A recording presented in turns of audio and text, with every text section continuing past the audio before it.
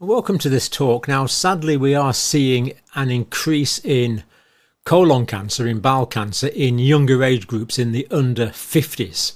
And I want to look at this and give a bit of background information on bowel cancer, particularly colon cancer, which is by far the most common form of cancer of the gastrointestinal tract. Bit of background on that because we need to have a higher index of suspicion that this may be occurring in younger people.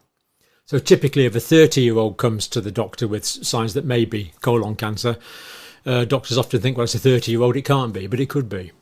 So I want to look at that today. Really quite an important topic. Well, lives clearly depend on it. Colon cancer, particularly, this is the most common form of bowel cancer. Now, breast is currently the most common form of cancer. Then prostate, breast almost all in women, not all in women, almost all in women. Prostate cancer exclusively in men, of course. Prostate produces the seminal component of the seminal fluid. Lung cancer, and then bowel cancer is the fourth. Then melanoma, the fifth, kidney and lymphoma of the lymphocytes after that. So they're the most common. So it's the fourth most common cause of cancer. Cause of cancer deaths. So it's the second most common cause of death after lung cancer. So lung cancer is the most common cause of death, then bowel cancer is the second. So even though there's fewer cases diagnosed, more patients die from it. Now, US data shows 10.5% of newly diagnosed colorectal cancers now occur in people younger than 50, and this is expected to carry on rising. So colorectal, the rectum's the last part of the colon, it's the rectum, then the anus. So affecting the colon and the rectum. Now, I just want to look at some information first. By the way, those statistics are from the American Cancer Society. But they also say this. Colorectal cancer is rising among people who are younger than 50, and the reason for this remains unclear. Well, there's many reasons for it, as we'll be seeing. And this is also reflected even it has to be said, in JAMA, Journal of the American Medical Association. Rates of colorectal and other cancers are rising in young adults, puzzling researchers. So this is part of a trend, sadly, of many cancers occurring in younger age groups. So just before we get down into a lot of detail on the cause, I just want to run through some of the things that might indicate that this is occurring, because we need a higher index of suspicion at younger ages. Let's not just assume that this is a disease of the older people. It most certainly is not. So what might be a warning sign or something that makes us a bit concerned that this could be a problem? Well, anemia is a classic red flag symptom.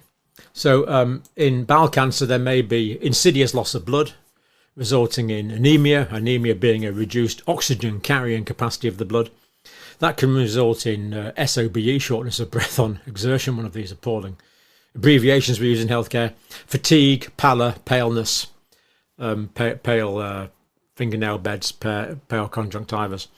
But obviously it should be diagnosed with a blood test.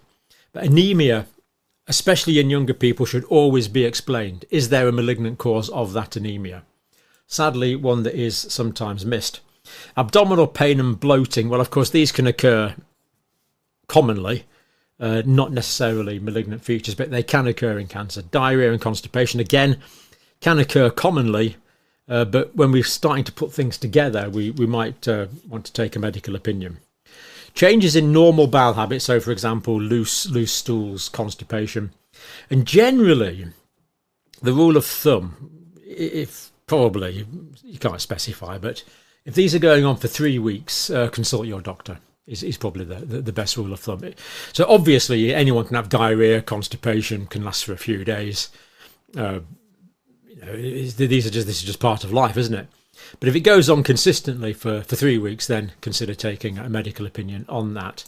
Catch this at an early stage, because it goes without saying, don't need me to tell you, that the earlier this is caught, the more likely treatment is to be successful, of course. Per rectum bleed. Now, PR bleeding, the blood can be streaking. You can see blood on the toilet roll. The blood could be well mixed.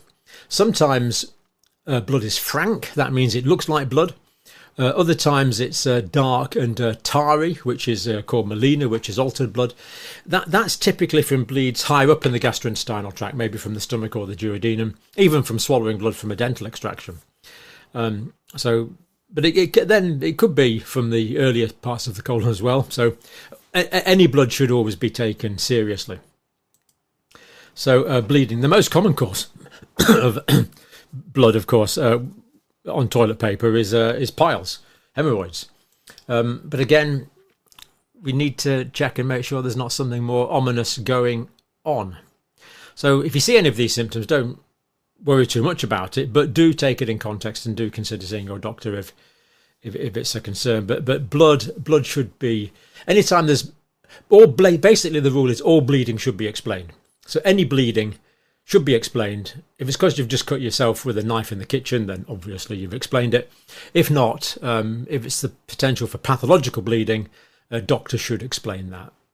A medical opinion should be taken on an unexpected bleeding. Bleeding between periods would be another example for different types of cancer. Pencil stools can occur, like just what it says, thin stools. Not that common, just if it's a tumour that's very low down. Feeling of fullness after passing a stool is a fairly common one. Straining passing stool, abdominal and back pain, lumps or obstruction will probably be much later. Well, would be later signs. Weight loss, typically a later sign. But what might be an earlier sign sometimes is DVT, deep venous thrombosis. When someone has a cancer, it changes the likelihood of the blood to clot. And in any patient presenting with a new deep venous thrombosis, whether it goes to the lungs causing a pulmonary embolism, a blood clot in the lungs or not, doesn't matter. Well, it matters because of the prognosis of that condition, but where there's a DVT with or without pulmonary embolism, doctors should always consider the possibility of a cancer. Many cancers can present as a deep venous thrombosis. So any of those conditions, especially if they're ongoing, do take medical opinion on that, because colon cancer is very treatable in the early stages. What causes this? Well, it's more common in people that are obese for a wide variety of metabolic reasons. We know this, we've known this for some time. And it's much less common in people who are physically active.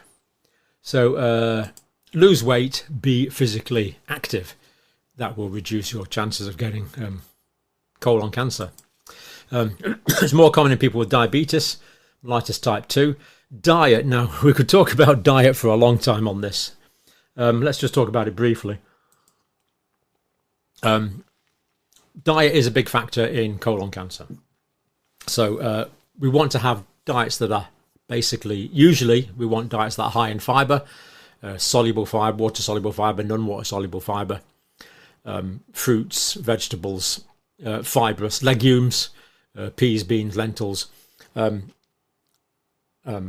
bran, flaxseed, things that are high in fibre are generally considered good, likely to reduce colon cancer. Big argument about red meats and things. For sure, for a couple of decades now, I've been advising against too many processed meats. So bacons, hams, smoked preserved meats, salami, the preserved meat type of thing generally is considered to be a risk factor. So fibre to protect, processed red meat as a risk factor. We'll leave diet there because it's a long story and somewhat controversial. Microbiome is important. So probiotics, they're the bacteria themselves. Prebiotics are things that feed the bacteria. So a wide variety of fibres. And consider things like fermented foods. Vitamin D, lack of vitamin D is a big risk factor for colon cancer. Make sure you are vitamin D replete. If your vitamin D is low, you are more likely to get colon cancer. It's very, very simple. Easy to remedy, recognised risk factor. So low vitamin D is a risk factor. Being vitamin D replete is protective. Smoking is a risk factor. Alcohol is a risk factor. Now, a new one, microplastics also seems to be a risk factor. Don't know too much research on that one yet, but it's not good. We've got too many microplastics in the diet. personal and family history, edematous. So this bit, adeno. Adeno means to do with glandular tissue. So edematous polyps inside the colon. These can be taken out quite readily, but they increase the risk for colon cancer. Inflammatory bowel disease is a risk, so Crohn's, colitis. Lynch syndrome, this used to be called hereditary non-polypopous colon cancer, genetic. You've either got the risk genes for that or you haven't. And we need to be looking at mRNA injections, messenger ribonucleic acid injections, mRNA injections. And this, there is quite a few plausible mechanisms here, which we'll go on to look at. I think I'm going to post that as a single video, because that's actually some quite important points there on what is causing colon cancer and how to recognize it early. Yeah, we'll leave that there. Then we'll come back and we'll look at this in more detail. Not that. That's a smudged piece of paper. We'll come back and look at this in more detail. And we'll also look at some national data from the United Kingdom indicating that there is more bowel cancer year on year at the moment, which is a concern. But for now, thank you for watching.